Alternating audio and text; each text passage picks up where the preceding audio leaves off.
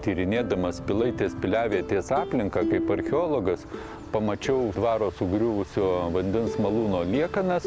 Tuomet pradėjau gilintis į malūnų Lietuvoje istorijas, sukaupiau žinių. Norėjusi parodyti visą tą grandinę, tai pradedant sėjimu, taip ir užbaigiant duonos kepimu. Šiandien tradicinė juoda ruginė duona jau nėra savaime suprantamas dalykas. Ją valgyti, pažinti, mokomasi. Aš 5 metus gyvenau Graikijoje ir ten tos duonos nebuvo. Tai tikrai nėra mitas, kad pasiilgstam lašinių ir juodos duonos, bet po 5 metų, kai atsiklaupiau ir sakiau, daugiau neva Eva niekur nevažiuoju, mes susitinkam su Zenonu Bauboniu. Jisai sakė, tai atvažiuok čia, daryk, ką nori. Mes kaimuose leisdavom ištisas vasaras, mūsų 16 anūkų, man čia viskas pažįstama, aišku, malūnas, tada asociacijos miltai, duona, duonkepė ir vat tie smagūs vaikai, tas žaidimas, tas toksai ir skonis.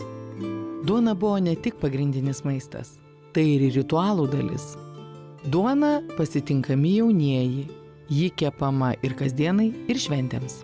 Kai sueidavo 18 metų, pilnametystė, dukros visada mama jau mokindavo dukrą iškepti ir jinai kepdavo savo pirmąją duoną. Visada gale stalo sėdėdavo tėtis, duoną raikydavo visada šeimos galva vyras ir jis atriekęs tą riekę dukros duonos paragaudavo ir jeigu būdavo jinai jau skani, tai tada gale, kur būdavo soliukas, jie apsukdavo į kitą pusę ir galėdavo jau laukti piršlių, nes dukra išmoko kepti duoną, išmaitint šeimą.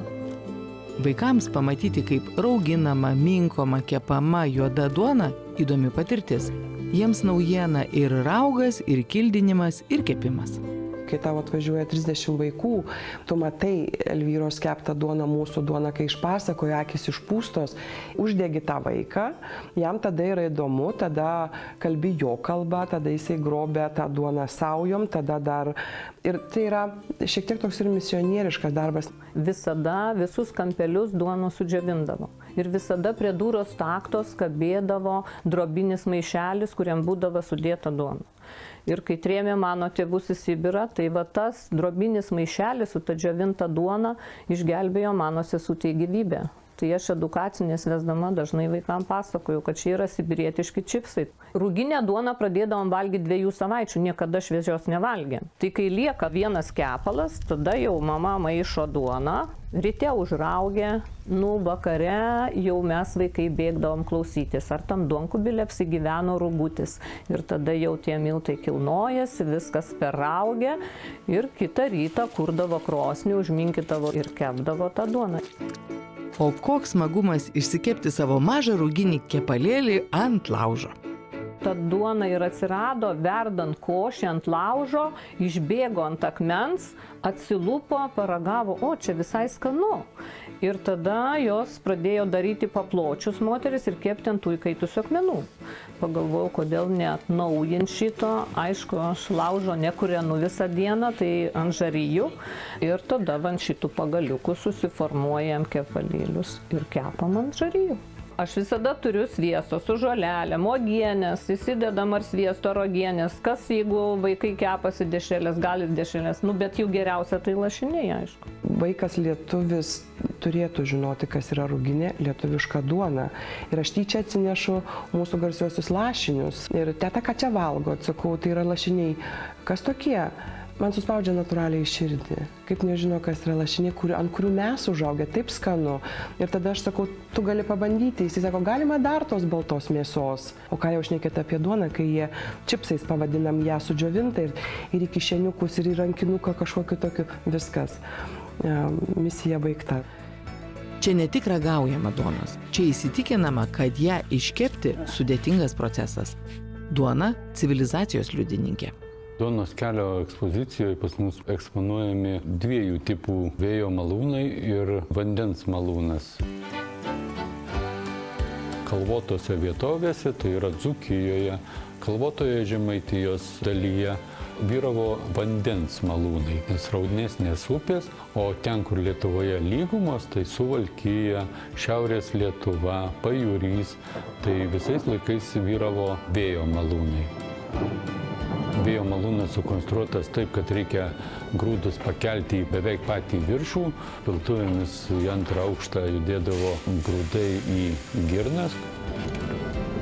O tam, kad paversti jau į aukščiausios kokybės miltus, tai neužtekdavo vien girnų, pikliavodavo miltus, juos sijojant, taip išgaudavo jau smulkiausią tą frakciją miltų. Pilaitės malūnas glaudžiai susijęs su tvenkiniais, o jie ilgą laiką lėmė Pilaitės dvaro ūkinės veiklos pobūdį. Šitas dvaras garsėjo žuvininkystė. Turi labai gilias tradicijas tiek tos malūninkystės, tiek žuvininkystės. Ir ta tradicija išsaugota buvo iki pat praktiškai 90-ųjų metų kaip pramoninis objektas. Pagrindinis vandens malūno tvenkinys, kuris jo darbas buvo ne tik žuvininkystė, bet ir energijos gamyba, kažkodėl patapo bevardžiu. Taip, žinai, simboliškai. Jo pavadinimas dabar miesto žemėlapiuose bevardis. O kiekvieno malūno širdis juk žinom – girnos. Pasaulyje, žinau, išlikusias tik tai 3, tai yra anglų gamybos vertikalios girnos iš Stamfordo gamyklos atkeliavęs į Lietuvos dvarą. Šiame ūkyje galite rasti ir kitų retenybių iš pasaulio, bet visos jos skirtos duonai ir javams. Būtent va tokį Fortsoną F turėjo ir mano senelis ir dėl to buvo labiausiai geidžiamas šitoje duonos kelio ekspozicijoje, kad ne spragilais kūlė, ne pjautuvais pjovė, tarpukario Lietuvoje irgi reikėjo pademonstruoti. Tai pavyzdžiui, prieš save matot javapjovę, kuri yra ir rišamoji. Duona gimdavo ne tik pakinkius vandenį, ne tik pakinkius vėją, bet ir pakinkius garą.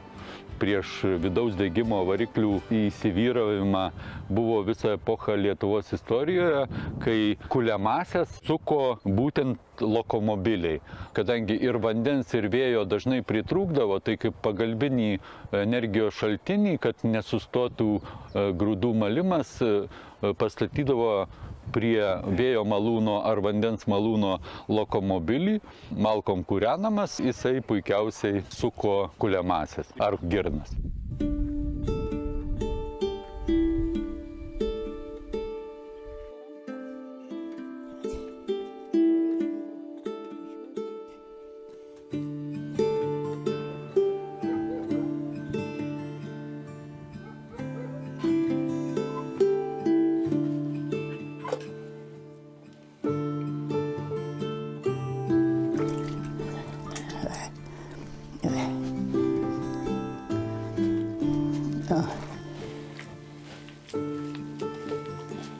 Ruginė duona – tai ne tik mūsų maisto paveldas.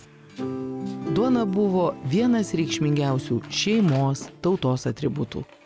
Pažinti duonos skonį ir kvapą – tai pajusti lietuvio dvasią.